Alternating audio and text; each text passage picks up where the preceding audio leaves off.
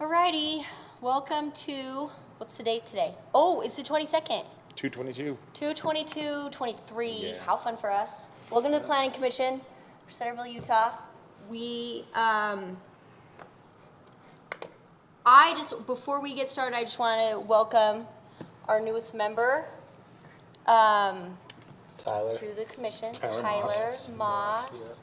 Yeah, and Thank so we're short here. We only got 4. That's enough. But it's enough. So we're gonna go ahead and Go ahead and start. What do we do first? We do to Matt, the prayer of the thought. Okay. Okay. Brief thought. So there was a great article in the Salt Lake Tribune last Sunday about the flooding of 1983. Had good pictures and everything, and that was 40 years ago this spring. And some of us remember it, participated in that, and it affected Centerville, of course, like everywhere else. But it's hard to think it's been that long since that happened, but there was a big effort after that to upgrade infrastructure and storm drainage to be able to manage it better next time.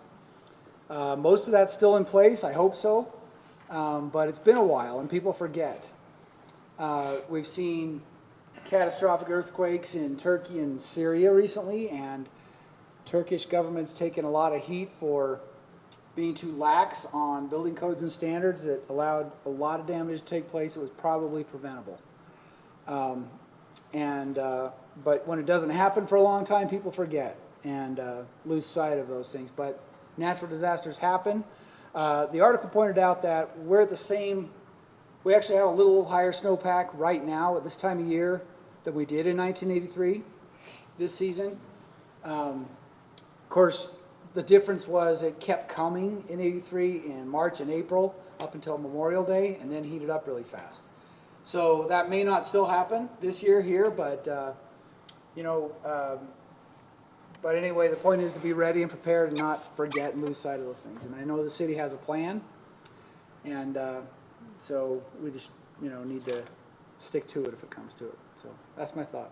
It's a good one. Thank you. I'll say a brief prayer then. Okay. Our Father in heaven, we're grateful to be gathered in this capacity and in these roles as we discuss matters of the city, and pray that thou will guide us in our decisions and in our actions, that we can benefit the city and make the right decisions. We ask for these things in the name of Jesus Christ. Amen. Amen. All right, let's do the Pledge of Allegiance. So if we could stand for that.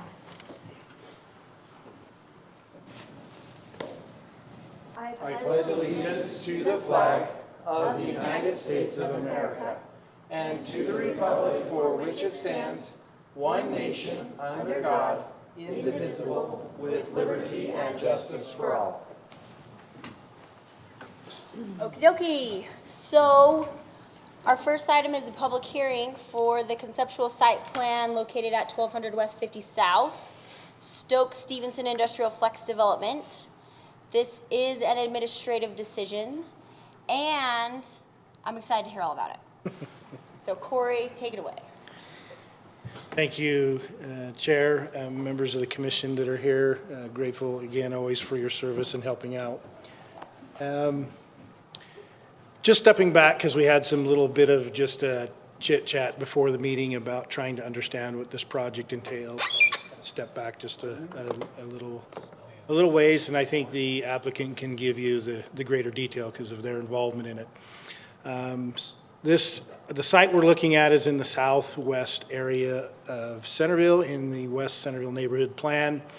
It goes by a lot of names. It's Cyro Steel, in the long past, Trinity. Recently, there's been a shift, and I'm not sure what that shift is, but Voltaire, another name that they're going to probably operate under. But it essentially is located in our industrial, very high zone. The site was built roughly somewhere around 1972, maybe even a little bit earlier from the records that we have available to us, which are pretty sparse, and has been in the city, for that number of years. We've upgraded the zoning codes through time. The main upgrade that occurred was in 2003. We've done some adjustments to that since, but probably the core skeleton of Centerville City's code is still brought out of that 2003 effort. Why it's split into two different elements, that was kind of the question being asked. You really have two parties that are involved in this. You have the original owner, which is the Voltaire Trinity folks.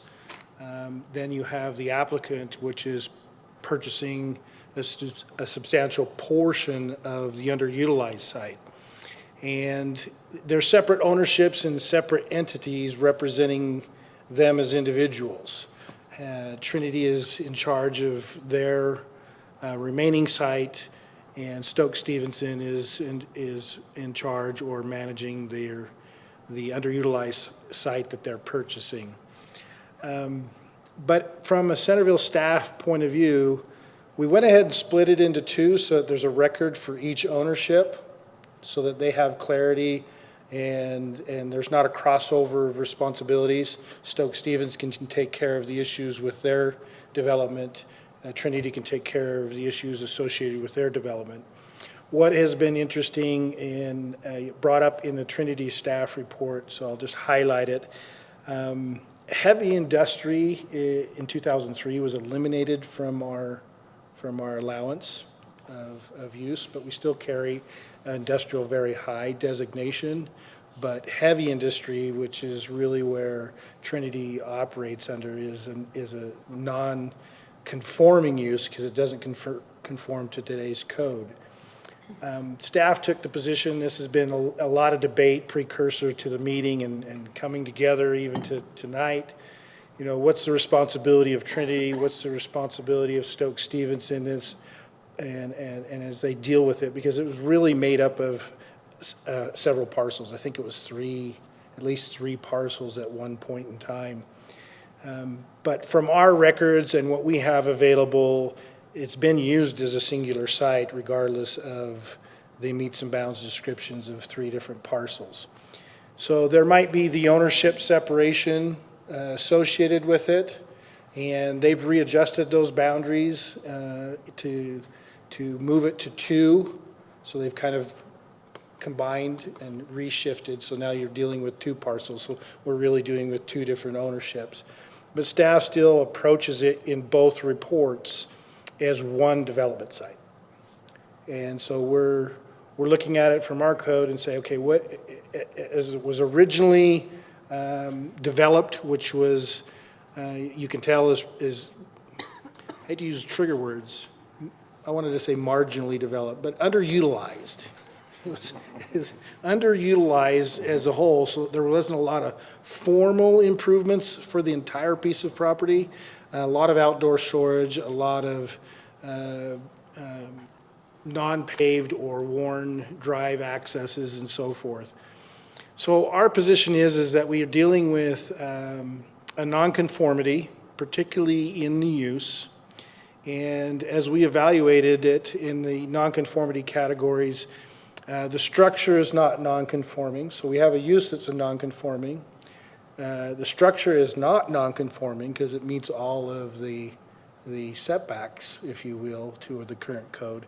But there's the other nonconformities, and the other nonconformities in our ordinances are treating a little bit more aggressively in the ordinance language. When it comes to parking, when it comes to landscaping, when it comes to screening, when it comes to signing, our code assumes that those are more reconcilable than trying to eliminate the use. So the use can continue, but the other nonconformities need to be brought up to standards. What's the trigger of that standard?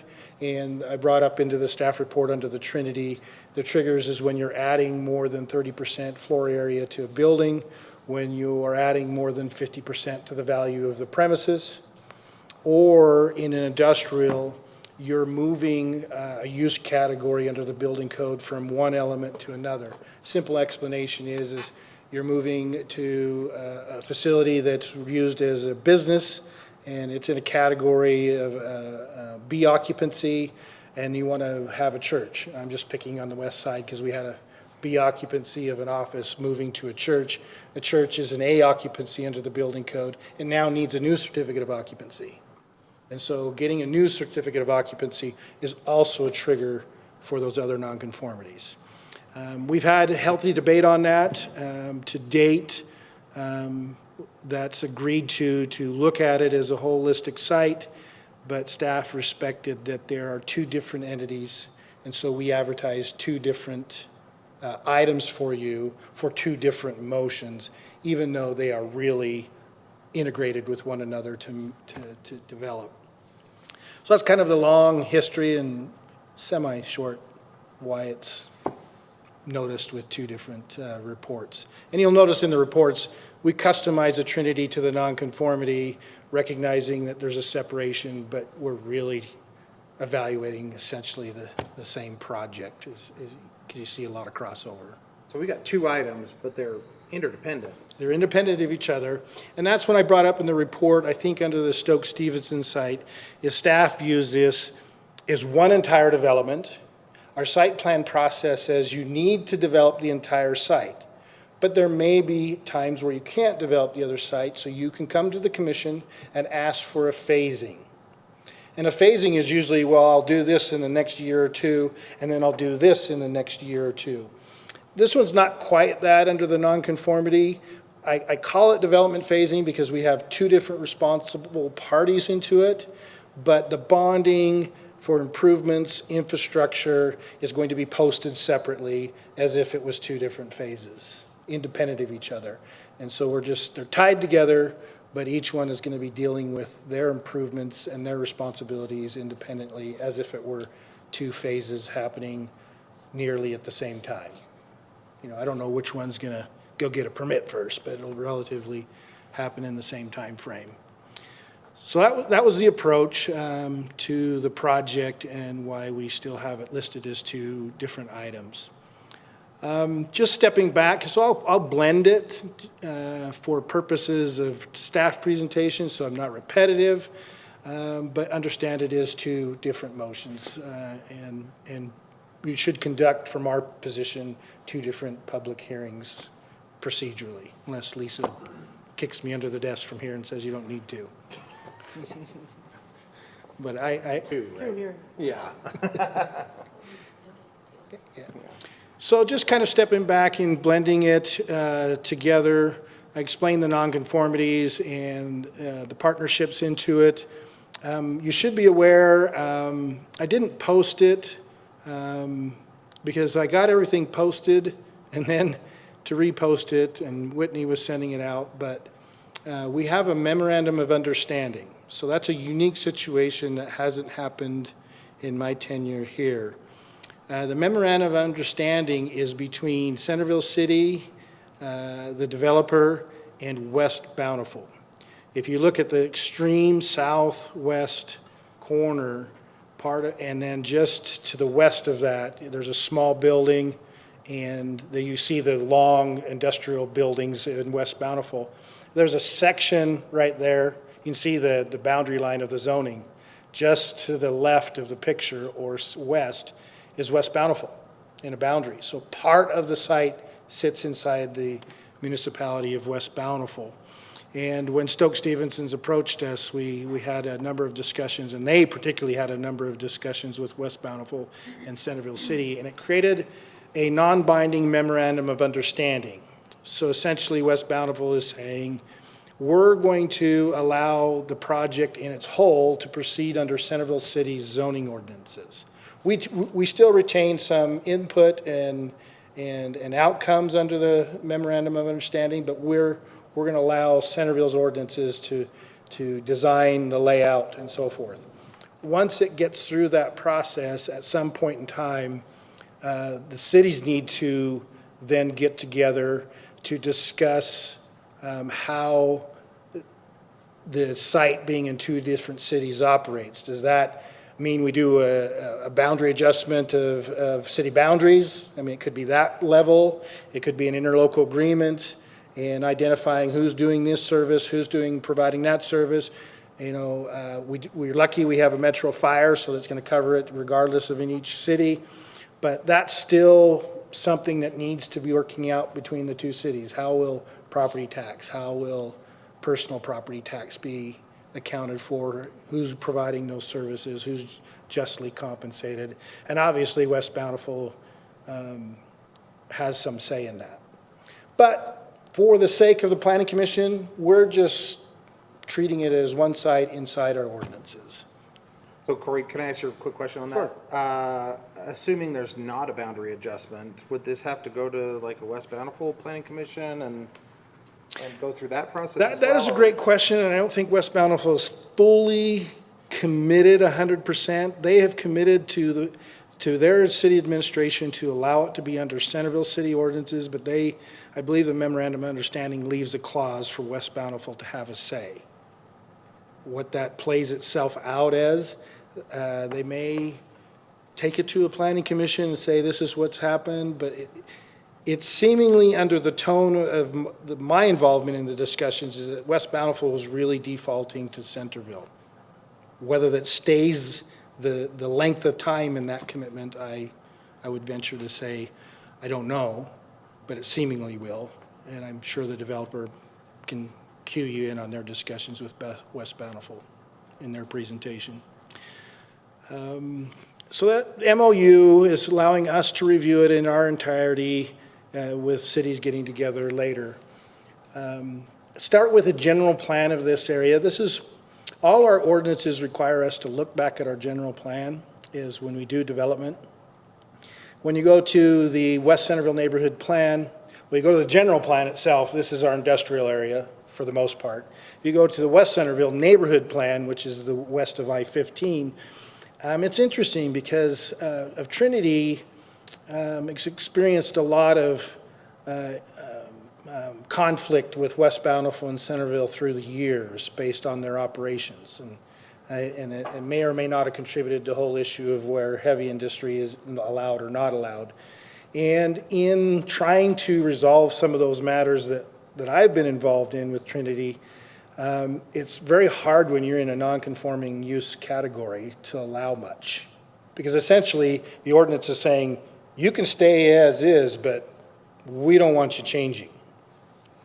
When we went through a modification of the West Centerville Neighborhood Plan, Trinity representatives participated in that process, and we created a small clause objective into it as to maybe we should be looking at reconfiguring the IVH zone. So some of it was we had uses to the north where Hogan's going in now and where Mark Green's project was. They were not heavy industrial uses. So there's an idea of we might pare down the industrial very high size of that district and center mostly around Trinity, but we would consider modifying that prohibited use based on the needs to help Trinity potentially be a better neighbor to everybody involved because of those past complaints.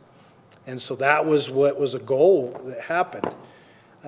In the case of Stokes-Stevenson's using the site, they're not really introducing or expanding a non-conforming use. They're actually creating conforming uses. Warehouse and flex space offices are allowable uses. So in some sense, their project is paring down the size, at least from a use perspective, of that IVH area, but we've not changed the boundary of the district. And so staff has taken the position is either way, we're still accomplishing and still consistent with the general plan. And so having to wait to reconfigure it may be moot at this point because we're going to downsize the Trinity site substantially, and to try to reconfigure and make it broader is probably irrelevant. So we've taken the position that it's still consistent with the general plan because they're introducing more conforming uses, and we don't want to go back to non-conforming uses at all, generally. So we take it they're consistent. And that covers the uses to it. One caveat, now this, I'm going to say this is commentary, so I want it couched as commentary. I've mentioned it to the developers. It's not really relevant per se to what their layout is. It's just experience dealing with flex space type uses.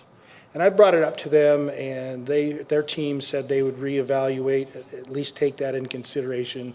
And I don't know what their response is, and I'm not trying to put them on the back of their heels in this.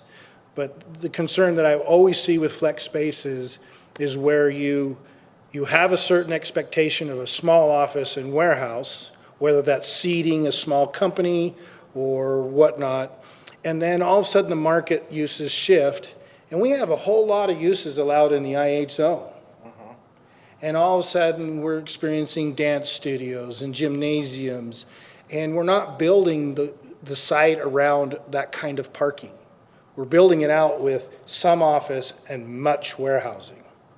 And so I brought that up to them, and they recognized that point, and we're going to have further discussions to make sure this meets what their pro forma and expectations for marketing the property. The second half of that commentary, and I don't know why I have to say this, it's just experience of coming down the line doing tenant finishes. We have some larger warehouses being constructed here, similar to the one large warehouse at the Parish Creek. So we have some larger warehouses here. You look at it, it's going to be able to accommodate a semi-truck with a trailer. They did the traffic study. I gave you the quick results of their recommendation because that was a concern that we had at staff, and they believe that the traffic is not going to be negatively affected by allowing this development. The only caveat that is that if you have a large warehouse and you have ability to flow semi-trucks, it could turn into a semi-small freight terminal, something with its DHL, FedEx. I don't know if it's big enough for Amazon. They could tell you on that. But I'm cautious that those are those heavier uses that are not allowed. And so it really needs to be a flex use space and accommodate parking if it's going to leave the flex use space to a whole lot of other users that demand more parking. For now, flex space, it's compliant with what we'd anticipate for flex space. So that's a commentary. It's not trying to say no to the project. It's just everybody beware, flex space can create some tensions down the road. We've seen it happen over and over again. We've had discussions about that in our parking standards, yet to be resolved. Thanks for the reminder, Corey. Very helpful. Very helpful. Council committed. Okay, good. They'd have it. But the uses are consistent with the IVH zone and also our IH zone, as a matter of fact. Going down to the site plan process, we provided you Whitney's great work in starting to do a more thorough job with a checklist and applications and whether they're complete. And here's something that I'm a little bit concerned about from a planner staff report perspective to you. For our staff reports, we put a lot of detail at conceptual, a lot of detail. The purpose of that detail was originally to set a transparent pattern to the applicant to say, we've gone beyond your conceptual review and just be aware of these items that you may or may not struggle with. And, but I think at some point in time, it may be giving, particularly the commission, an uncomfortable that conceptual site plan's not ready to move forward. And so I've crafted the staff report a little bit different this time. Still, the body of the staff report is trying to look further to help the developer understand what might be the hiccups for final site plan. But I included Whitney's reviewing it. They've met the the conceptual site plan elements for submittal.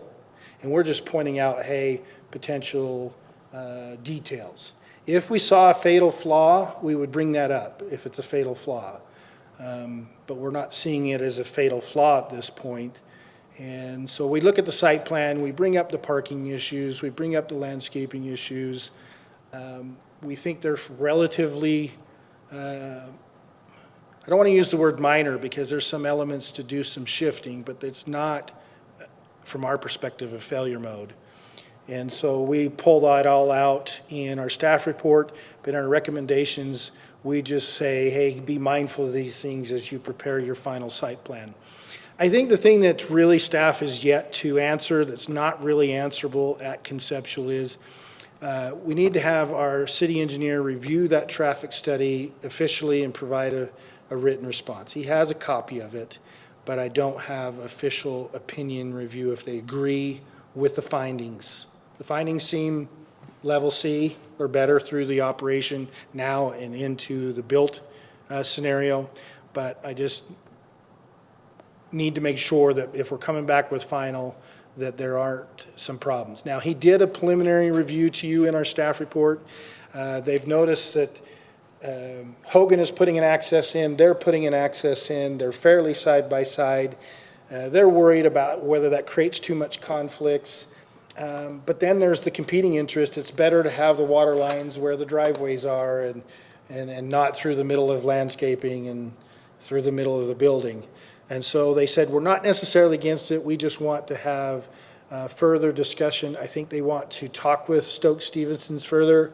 They want to talk with Hogan further, and then look at their water line construction, because with this project, there are probably some shifts for the water line construction, because Hogan was developed thinking Trinity is only, months, years, eons out. And so they want to have some discussion with both parties about the placement of the water lines and how they're looped and linked together in the project. And we also have to have a discussion further with West Bountiful. We have a line through West Bountiful, and would we give that to them and abandon it? And so we have some infrastructure details yet to work out, but nothing that is a fatal error to the site plan. And so I just provide recommendations to say, hey, just for everybody's sake, we're going to check the traffic study, we're going to look at the geotech study that was provided, the soil study that was provided, make sure that everybody's in agreement. They have contacted the state. That'll probably be one of your questions about any environmental soils. They can expand it, but the state provided a letter to them, and it was provided in copy to us about what their findings and agreements are with Stokes-Stevenson versus Trinity. But all intent and purposes of the studies, it looks feasible for the project.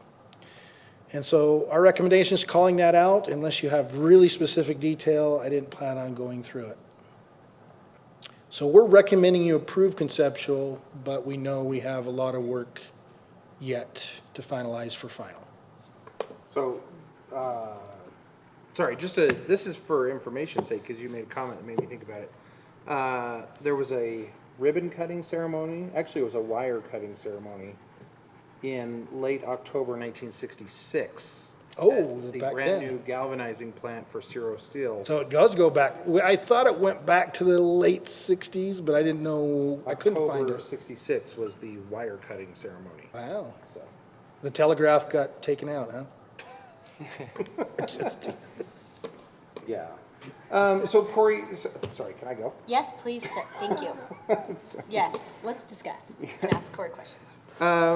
Okay, so Corey, obviously, there's still work to be done on this, and that's kind of what happens with conceptual versus final. Right. But I mean, what are the biggest things that are kind of outstanding here? Kevin Campbell needs to review it for alignment of accesses. We got to work out some stuff with West Bountiful, but are there other, it doesn't feel like there's huge things still to be resolved here.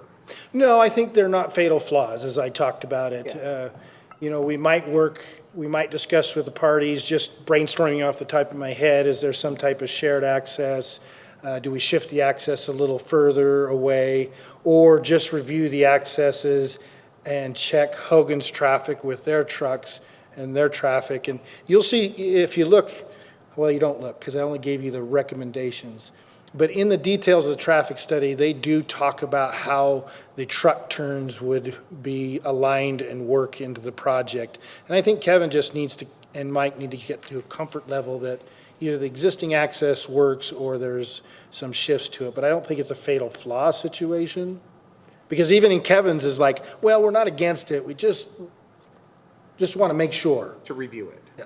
So can you remind me, Hogan, are they building on the corner just south of the storage units and 1250 West? Yes, it'll be south of the storage units until you hit this property's So, line. So you got about, When you I think it's about 5 acres total for their site or close to, I want you to slide that, no, we want to look a little bit north. a little bit north. Keep going. And they have 2 truck accesses for Hogan. Are they the blue box Yeah, up there? They should be the blue. Because you have the L-shaped building just, I don't know why the blue's there. But if you see on the right-hand side, you see Yeah. the L-shaped buildings Yeah. there in ghost there. That's the Hogan site. And they have 2 truck accesses, one on the north side, one on the south side. Their main truck access for the delivery of steel is on the south side. And then the cabinet access is on the north side, the future cabinet shop. Right. So you're saying on the south side, they'd be sharing a drive? I'm not saying they're saying, I think that's preliminary, some ideas running through their mind, depending on the trucks and the needs and the placement of the water line.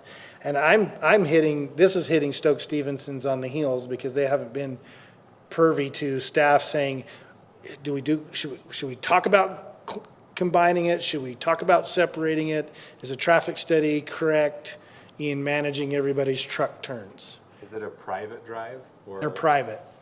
They're Well, private drives. I think my concern there is that you end up with 2 drives that neither one of them exactly lines up with 50 South on the other side of 1250 West, right? Yeah, and I think Kevin quoted in there, he kind of likes the current alignment because it's closer to being aligned with the intersection. If you just go off a few more feet, then you can create some conflicts.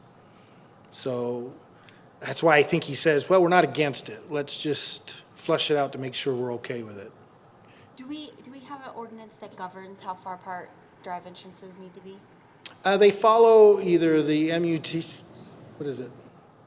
The manual traffic or UDOT standards generally, but no, I'm not aware we have a city spec.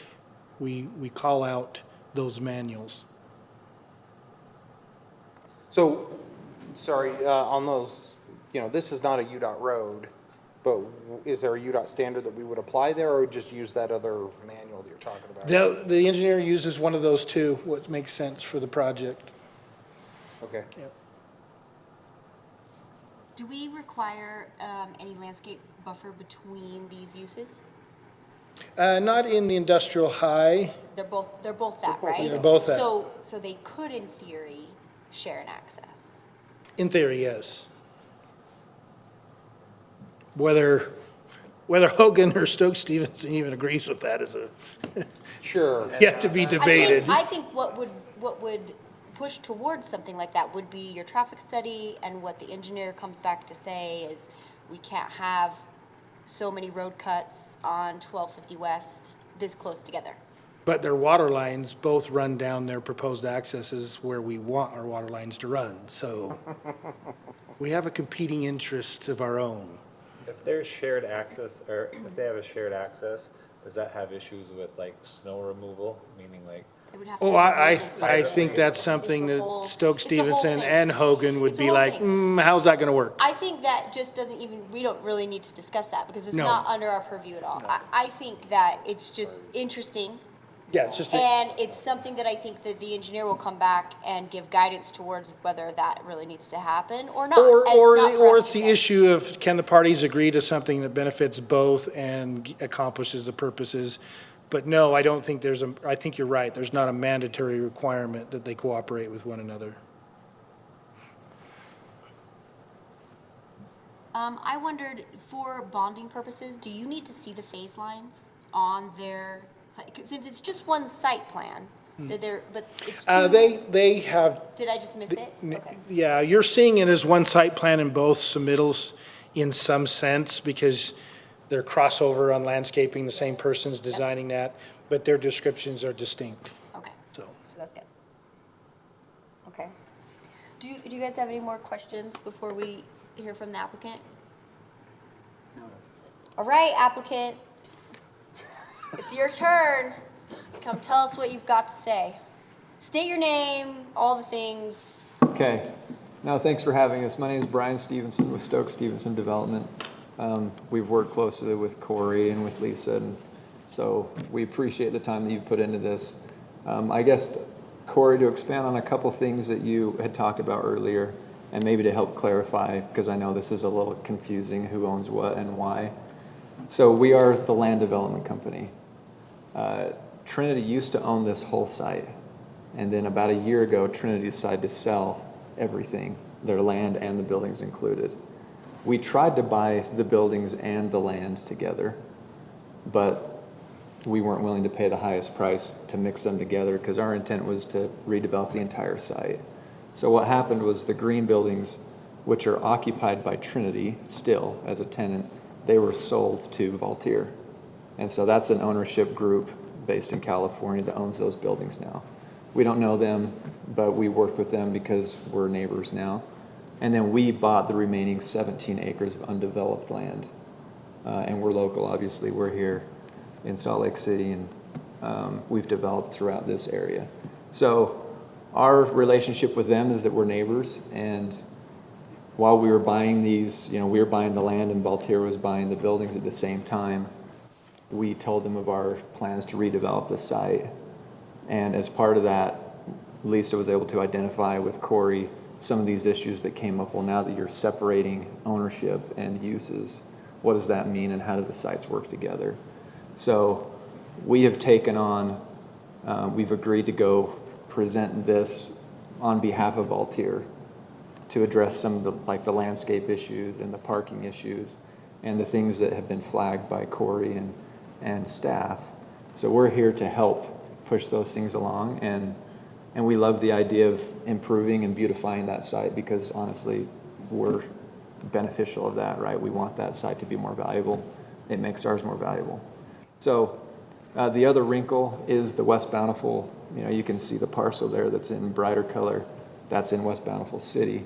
And as you see the site plan that I'm sure you're going to see at some point here, we have two buildings that run east and west, and then one that sits out on I-15. So that further complicates it. Now you have buildings that half is located in West Bountiful, half is in Centerville City. And so that was the reason for the MOU, was let's think about this together early up front so we don't create an issue. You can see the red line running down through. That's the dividing line between the two cities. So the MOU is meant to address that and other things, as who performs service for the buildings, who provides water, sewer, power, police, and then also the property tax revenue, the sales tax revenue, all those things. That gets fleshed out through the memorandum of understanding together.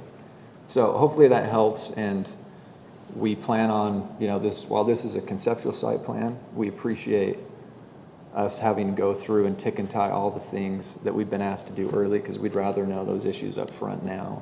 It makes final easier for us. And we'll hear some more. We have Sam Nelson here from Stokes Stevenson and Nick Brady from Sam Brady Architects. So he can talk about some of the more detailed things that he's worked on with the site. But I would just say overall we're excited to develop here. We view this as an area that needs redevelopment, and so we're willing to invest our dollars into the city. We believe in the site. There are some things like drive accesses and where we aligned. We would rather not share an access, just to tell you. It makes our lives easier, and I'm guessing Hogan would say the same thing if they were here. But if there's water lines and things that we can benefit from by doing together, we're happy to consider all those things. So, yeah, you have our commitment to invest in this community. We're excited about it, and we look forward to working with everybody on the project. So, thanks. Thank you. Wait, don't wander off. If you have technical questions, I'll have Nick. He can answer those, but anything, I'm happy to talk to. Defer questions to someone else. I know, but No, I'll take all the heat. You tell I was me. going to say, I think my question's not very technical. Can I Okay. ask you a question? Yes, please. We'd like to ask you a few questions, Sure. if you wouldn't mind. What kind of conversations have you had with West Bountiful City, and what kind of interest do they have in it? What do they want to do with it? potentially, my thinking is, especially looking at where that orange line or red line, whatever color that line is, runs right square through the middle of the buildings. I think the easiest thing would be a boundary adjustment, but I don't know, what kind of conversations have you had with West Yeah. Bountiful about their involvement or their way they see this? So this was something we flagged early because it's obviously an issue. And so the first reaction was, well, what about we just annex, right? And so we proposed that to West Bountiful City, and it was like a hard no. You know, they had no interest in that. And so, okay, what's your next proposal? And so then we started talking MOU and how to, maybe there's a boundary adjustment from going north-south to this way, so one of our buildings would sit in West Bountiful City, and the two others would be in Centerville City, but then they would all be serviced by maybe Centerville, right? So there's been a few different iterations of discussions, and those are still ongoing, but we hope that we can just find the most reasonable solution. In my mind, I think that probably makes the most sense to have one building be in West Bountiful, and that we've done the allocations of percentages of land and building and, you know, making sure that it's fair, and that gets us pretty dang close to where it is right now. You just reorient how the parcels are. So that's still ongoing, but that's something that we definitely need to figure out. That's something we need for our buildings, obviously, and the lender's going to need for their collateral. So it's an issue that has to be figured out. Thanks. Yeah.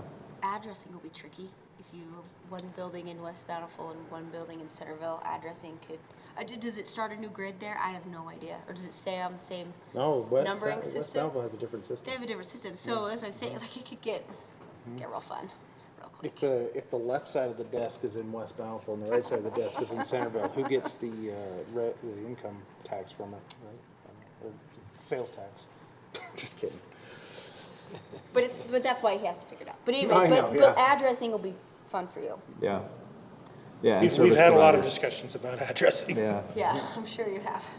Yeah, so West Bountiful they've essentially deferred to Centerville City at this point in time to say, go through the planning, go through the submission, go through the We approvals. want Corey to do all the heavy lifting. They let Corey do the work, and then they want very to come nice in. of them. Yeah, I pushed back though, and I said, Yeah, good. you need your citizens to weigh in on this. They don't trust the Centerville city planner for your city. yeah. So we've had a lot of discussions with them, and we plan to include them on everything, but it does make our lives easier to not to go submit through both cities at the same time. Yeah, absolutely. Do you guys have any more questions? No, I think that's the Okay. job, is just work. And I think your sales tax question, or the comment that you made, it brings up the tenant question that you were asking. I'm happy to talk about that. We develop, this is our bread and butter, this product type. This is what we do. We develop a lot of this from Utah County, Salt Lake County, Cache County. And the tenants that we target, they aren't the dance studio, they aren't the karate, they aren't, the baseball, basketball. We look for e-commerce companies, R&D, bio, we want to provide office space for companies that don't use typical office space, but that also need distribution and warehousing capability with truck and delivery in the back of their house. And so those, we can provide you a list of the tenants that we've worked with, but they're predominantly 3PL, e-commerce, research development, that type of a tenant. So that's who we'll be targeting. I think that's helpful to know that because, while we can't tell you which type of tenants you can pursue within the table of uses and stuff, from experience, obviously, we do have at least one building that I can think of in the city that is partially vacant, but they don't have any more parking, right? And so they're kind of stuck. Yeah. Because they've gone out and added dance studios and whatnot and more parking intensive uses that they've painted themselves into a corner, right? So Yeah, I guess that's and- just more of a cautionary tale to you guys. You're right. is Make sure you don't paint yourselves into a corner. As a city, you don't want it to be parked non-optimally, but as a developer, as an owner of that building, if we go lease that to a really heavy, intense parking user, we now have half the building that tenants aren't going to take because they can't park. Right, yeah. So we're aligned there. We don't want that problem either. Sounds good. One other question, maybe this isn't for you, maybe this is for somebody else, but in the staff report, there is just a real brief mention about building heights, and looked like what was rendered was above what our permitted height was. Any issues with making an adjustment on that? So just a little bit of background on the building height, and this comes into our specific tenants, right? If it's a tenant that is using warehousing space and racking space, there's increments of square footage or of height that you have to go in to get another pallet position, right? Yeah. And so as a user, they're evaluating not only how many square feet they need on the floor, but how many cubic feet they can stack their product in. So those heights are driven from that clear height. These were intended initially to be 36-foot clear, so then you get essentially a 40-foot wall panel. We've reduced that down to where this will be a 32-foot clear building, and so those panels are going to be 35 to 36 feet. Nick can talk more about that technically, but I can't remember if it was 35. 35 is our limit, 38 was listed on the plans. Yeah, so the most recent plans will come down a little bit, but it might, if it's 36, a foot over the 35, we might. But just so you know, that's where it's coming from, because that gives a tenant essentially a whole floor of square footage that they can now stack a whole nother pallet above that on the racking. Okay. But if it's a dance studio, they don't need that, right? They don't need racking. Yeah. Just Well, check. they need to toss really high. Cheerleaders, High man. those, What yeah. if, That's what true. if we're They gonna get can toss cheerleaders? them. We're gonna get a, yeah, It's quite the throw. get a flyer in there. I don't know. Okay. Well, yeah, so it just as long as, that's being addressed and can eventually, I think at conceptual, that's not meant to be resolved today, but Yeah. by the time we come back for final, that's resolved. Okay. So- Yeah, we're happy to work closely with you on that. Work with- But work it with could Corey be, on that. it might be 6 inches, maybe 12 inches higher than work the with Corey. 35. Yeah. Let's figure out where your final grade is. Figure out what the grade is, that's right. Okay, that's all the questions I have. Okay, anybody else? Nope, nope, nope. Okay. Do you want us to hear from one of your other representatives? Yeah, Nick, do you want to talk to landscaping and some of those things? Yeah, absolutely. I'm Nick Brady, an architect. So yeah, as you can kind of see up there, the Stoke Stevenson development, which is the 3 buildings on the north and west, we've got in excess or at least the minimum landscape provided on the perimeter and then surrounding each of the buildings. And then also to bring, as Corey mentioned in kind of the beginning, the Trinity site, because of this interaction and change of ownership with the property, we've made effort to bring that into conformance with respect to landscaping, parking, other site features like lighting and dumpster enclosures and things like that. So we've paid special attention to that. In fact, I think there's a letter where I've kind of outlined specifically some of the Trinity items that will be part of our process in helping that ownership group come into conformance for that site. And as you can kind of see with some of the renderings throughout the packet there, I think this will be a great freeway frontage visibility that'll definitely, hopefully, take some of the attention away from what's historically been there with some of those metal structures and things like that. So I drive by this every day, so I'm looking forward to it and happy to be a part of this project as well. And I think it'll be a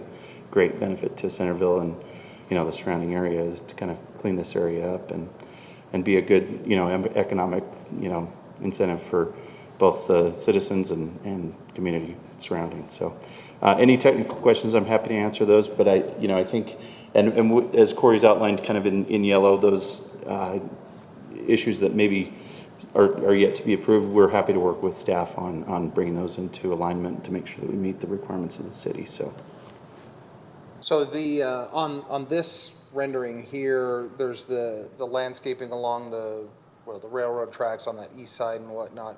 So you're working with Trinity on designing that, to put that in place, and, because none of that exists today. It's pretty barren. Correct. Yeah, that's part of this essential upgrade to bring into conformance. And I think a few pages beyond this page, in fact, it might be the very next one. Yeah, this is the landscape architects. It's just added more kind of detail to that specification that we're working with the Trinity site as well as our site here for Stoke Stevenson. But I mean, we're adding trees and additional, shrubs and decorative landscaping there as well. So that, I think, that additional layer of visibility from the frontage of the freeway will be a great amenity and hopefully, I think the buildings are going to tower over either way, but they've been there for years and we can't rip them down. So, but yeah, I think it'll, we've tried to strategize it where it hopefully becomes somewhat of a barrier visually. So am I seeing correctly that the only sod that you have, grass, is just on that, right along the railroad tracks there? Yeah, I believe that's correct. I think some of that other stuff that literally runs the north-south boundary up against the tracks on the Trinity side is more of a kind of a decorative mulch or rock. So I think it's not actually like Kentucky bluegrass that you might think. If you look closer at the legend, it's a desert gold, which is like a high meadow grass, which means you mow it like once a summer and you water it 3 times if we're in 100-degree weather. Like Right. I'm excited to see that on this landscape plan. I think that's an appropriate use of this. So that's good. Good job. I have a question about. I hear what you're saying about the use for the buildings, but I'm wondering, and maybe this is more a question for Cory, I'm not sure. Do they have to have an accessible route to the public right-of-way? I thought that was required. And I just don't, I see the sidewalks going around the buildings, but I don't see a sidewalk that goes out to, 1250 West. And I thought we were required to, but maybe I'm off. In our Parish Lane Design Guidelines, we do require a public access to it. The question that I'm hearing from you is how the building codes come into play in ADA access, and I'm unsure about industrial space having that requirement. But from a zoning ordinance standpoint, the Parish Lane Design Guidelines require an access to the public right-of-way, but I don't think the industrial This wouldn't standpoint. fall under that, But right? this doesn't fall under that. Okay. No, this doesn't. Industrial zone. Yeah, maybe just to speak a little bit to that, with the code does allow for situations where the site arrival is obtained vehicularly. So with that, we've got, public access sidewalks that, with that direct access, at each building where accessible parking is provided. So the code does kind of address that, and we've run into this before because that's certainly an issue that we try to navigate properly, whether it's access directly to a public street sidewalk, or the code does allow for site arrival points that are accessed vehicularly, which in this case would be viewed that way because we've got the parking for the accessibility, and then we can get directly into the building at each of the entries with a public accessible route. Cool. Great. Not that you care, but I care. And I am concerned just a little bit with your use of the blue spruce, just because we get such high winds here, and they typically don't like that environment. So you might just ask PKJ to relook at their tree species here, because we do get very high winds. Yep. And I always feel bad once you've invested, $600 on the spot at planting, for a pine tree, and then, 10 years later, it's 4 feet taller, and then it's down. Sure. It's a significant investment that's hard to recoup that. So I would just caution you on that one specifically. I think the firs seem to do okay with the wind, but the spruces do not. The firs do good, Austrian pines do okay. I don't want to go outside my lane, but, tomorrow when I'm working on other things and I talk to Christina, I'll probably mention it. But I'm just, I think you should just relook at wind survival trees. Sure. And your landscape architect could help you on that one. Perfect. No, thanks. Anybody else? Got anything? Okay, cool. Cool. Thank you. Thank We you. appreciate it. Are you also interested in speaking to us? I think they hit. We're good? Okay. All right, so this is scheduled for a public hearing. So we'd like to open that public hearing and invite anyone who wants to come up and talk to us. Now's your chance. West Bountiful, Centerville residents, speak now or forever hold your peace. All right, I'm gonna close it. I should use the gavel. I'm gonna close the public hearing. I mean, it's there. It's here. Okay, I'm gonna close the public hearing. And we're just gonna discuss and see if we have any other questions. So, what are you guys thinking? Seems pretty straightforward to me. I mean, there are lots of problems to work out, but for conceptual, I think Yeah. it's, go with the city's Recommendation. Seems like Yeah. Corey's done a lot of heavy lifting already. West Bountiful can thank him for that. I don't know. If you know history with West Bountiful, some of them are not happy with me. Yeah. Well, And that's why I say, don't trust the Centerville planner. well, they could have come and spoke at the public hearing. That's all I'm saying. Yeah, no, I think for conceptual, this is good, and this is, Corey talks about how we go through conceptual pretty in-depth, but the nice thing for the applicant is that we give them the answers for the final exam. So, Yep. it's pretty good, so. All right, well, cool. That seems like there's not a lot to discuss else than this. Does anybody feel inclined to make a motion? I will, if I can get it to come up. Just try to Sorry, I'm scrolling and it's coming. It's a long report. Okay. It is a long. Hereby make a motion for the planning commission, for planning commission acceptance of the conceptual site plan for the proposed Stokes Stevenson Industrial Flex site with, conditions 1 through 6 in the staff report and suggested reasons for action A through C. Second. Thank you. We got a motion and a second. Any further debate before we vote? Anyone? Okie dokie. Sean, let's start with you. Aye. Aye. Aye. Aye. Aye? And I. Sweet. That motion passes. Good job, everybody. So much fun.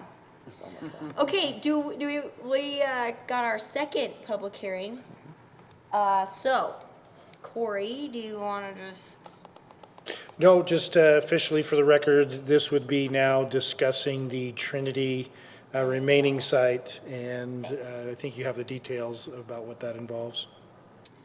Okay, does the applicant, do we have any questions for Corey before you want to say anything different? Okay, does the applicant want to talk to us again about the Trinity site? Any more information to glean?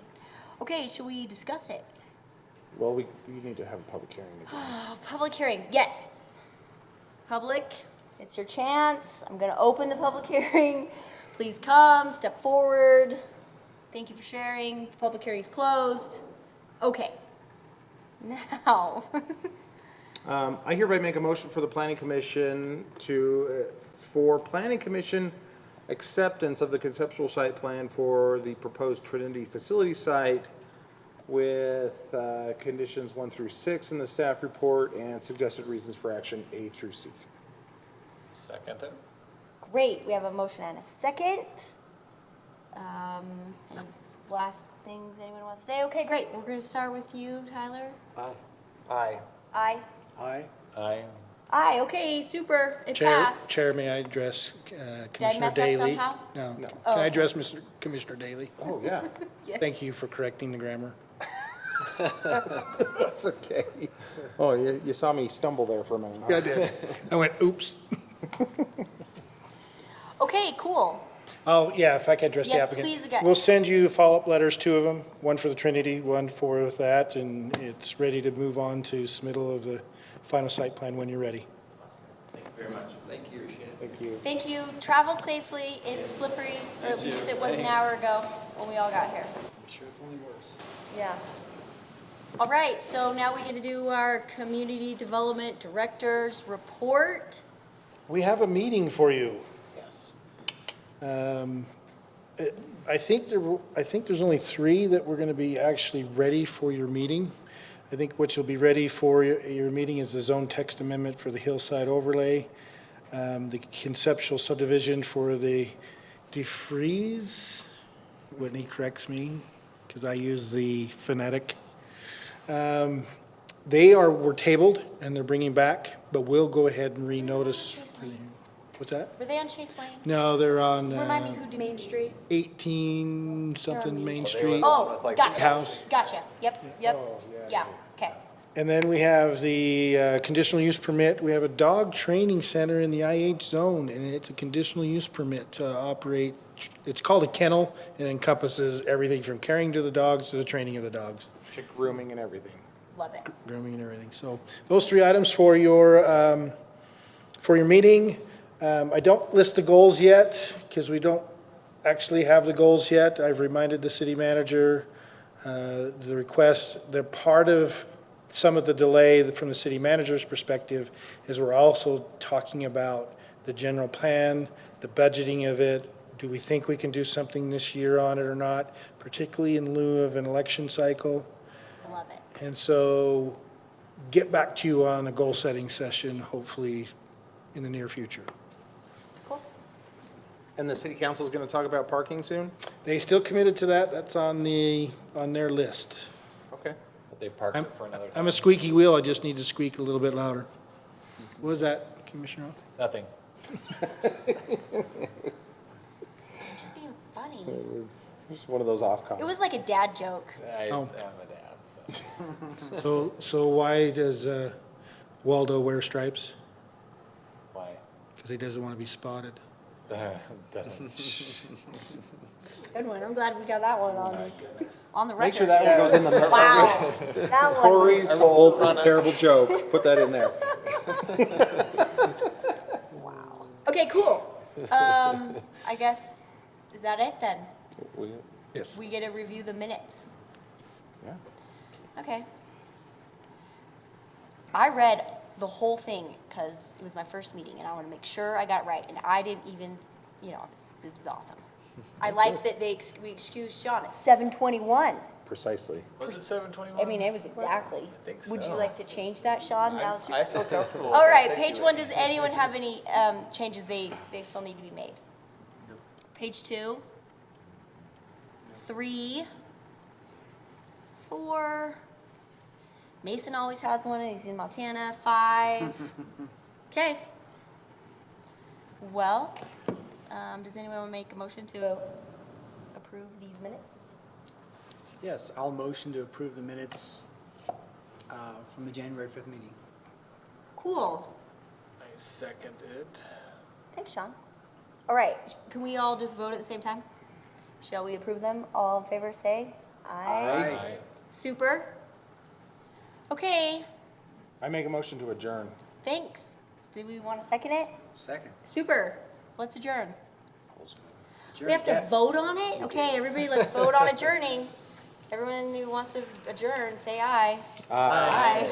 Is that I